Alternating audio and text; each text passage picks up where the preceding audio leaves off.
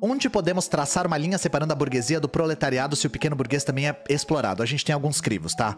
Primeiro, o que eu quero salientar aqui é que essas categorias marxianas, elas não existem para colocar a realidade em caixinhas, tá? Nós não queremos forçar a realidade dentro de caixas e categorias. Nós usamos essas categorias para compreender a realidade, tá? Então essas categorias existem para que a gente enxergue a realidade e as suas contradições. Qual que é a questão? Existe um critério importante que é: a burguesia, gente, não trabalha. Tá. A classe burguesa vive de lucro e vive de renda. A pequena burguesia vive do seu trabalho também. Por mais que ela detenha a propriedade, ela vive do seu trabalho. Então o dono de uma venda, ele trabalha na venda e tem funcionários. Ele é dono daquele meio de produção, ele é dono daquele espaço, daquela propriedade, mas ele também tem que trabalhar. Ele depende do seu trabalho e ele está na constante... Isso está no Manifesto Comunista já. Esses pequenos proprietários estão na constante iminência de retornar a serem meros trabalhadores. Basta uma pequena crise, uma pequena ruptura, um tropeço, que ele volta a ser. Os burgueses de verdade podem ficar anos sem fazer nada. A pandemia mostrou isso.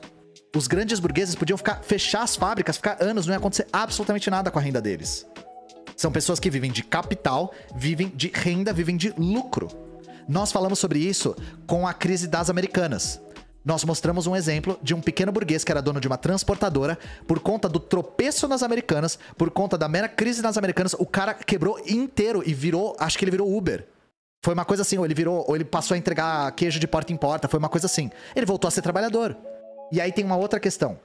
A pequena burguesia não tem o poder político que a burguesia tem. A alta burguesia consegue comprar parlamentares. A alta burguesia consegue construir bancadas temáticas. A alta burguesia tem ingerência no Estado. Então, junto com o grande capital, vem também um grande poder político. A pequena burguesia, que é essa burguesia que também vive do trabalho, ou a baixa burguesia, que não vive do trabalho, mas que tá mais próximo de uma pequena burguesia ou de uma classe trabalhadora por uma questão de proporção, não tem ingerência sobre o Estado. Então nós temos esses critérios. Nós temos classes transicionais. A pequena burguesia, a baixa burguesia e até essa classe gestora dos interesses burgueses são classes transicionais. O Estado burguês, como diz o Lenin, é o balcão de negócios da burguesia. O primeiro passo, gente, pra entender é querer entender, né? Isso é uma coisa que eu falo. O primeiro passo pra entender é querer entender.